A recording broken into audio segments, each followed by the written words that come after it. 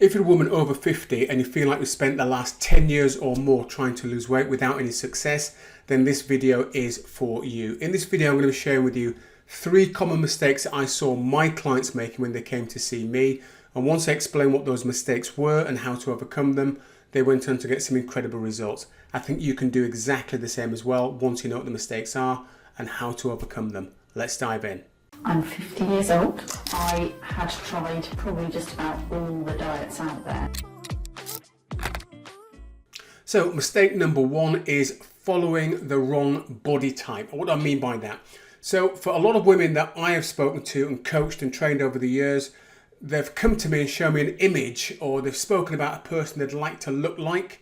And the problem is the body type that person is not the body type which they are. So what do I mean by body type? Well, essentially there are 3 different body types. You've got skinny, medium and large, or if you want to give them their technical terms, ectomorph, mesomorph, endomorph. Mesomorph and endomorph are on the larger side. So what they were looking at were women who were typically ectomorph, skinny women who, quite frankly, when they spoke about their needing to lose 10 pounds and what their before pictures looked like, for many of my clients, they would have given their right arm to look like some of these women's before pictures. So you have to really set your goals appropriately. You want to be looking for a body type image that is very similar to your own. And once you've found that body type image that's similar to your own, that's fit and healthy and slim and energetic and all those sort of good things, that's a type of body you want to be aiming for. So if you're a mesomorph or an endomorph or medium or large, please don't aim to look like a Gwyneth Paltrow type of image, because that is just a recipe for disaster, and you'll find yourself continually beating yourself up because you don't quite achieve that look that person has. So get very clear on your body type. Once you fix this mistake, then you are really off on a healthy path towards achieving long-term weight loss success. Okay, before I share weight loss mistake number 2 with you, I just want to make you aware that I've put together a free weight loss assessment. There's a link below this video. Click on it, it'll take you to a page, answer a few simple questions, take you less than 3 minutes, and you'll get back a full-blown personalized report that will help you to kickstart your mindset, your diet, and your exercise. The link's below this video.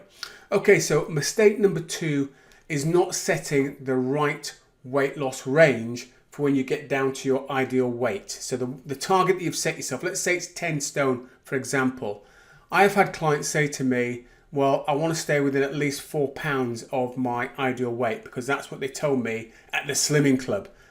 Here's the reality, and you probably know this already, but your weight can fluctuate quite literally 4 or 5 pounds in one day, and certainly can fluctuate more than that over the course of a weekend.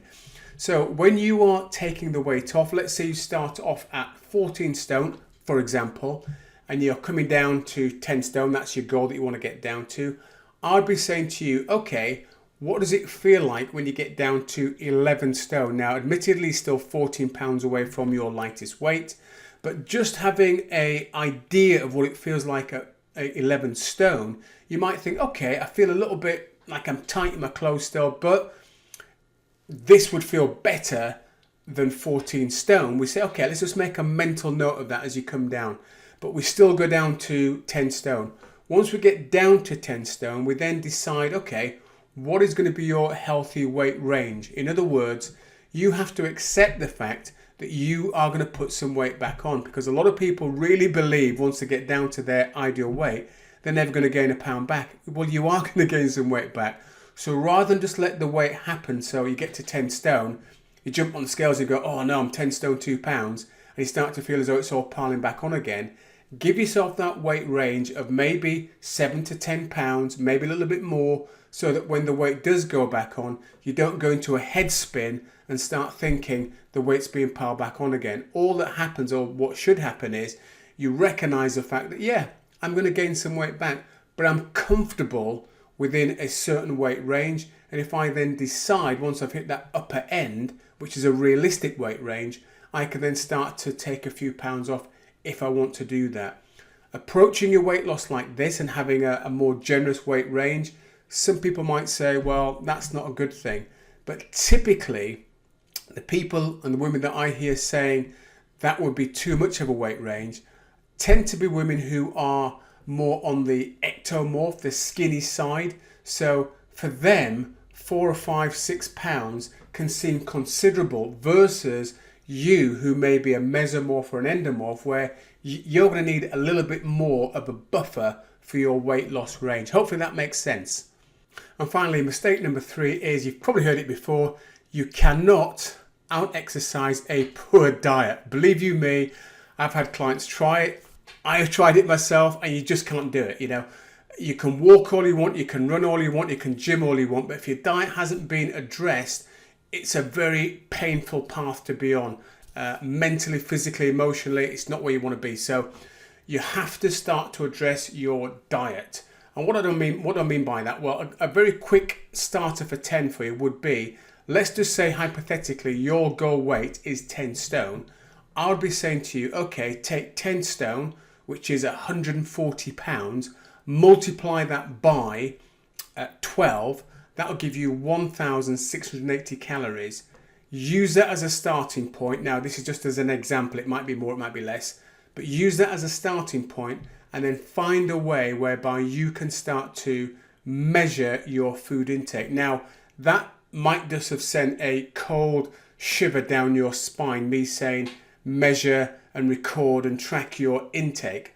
But believe you me, unless you start to do that, you are forever going to be trying to out-exercise a diet. I've seen it so often in my local gym where I've gone there and I've seen people that I've seen for like months and years who seem to be exercising, not seem to be, but are exercising very, very hard, but their body shapes have just not changed. Why? Because they're probably doing what I'm saying you shouldn't be doing, which is trying to out-exercise a bad diet.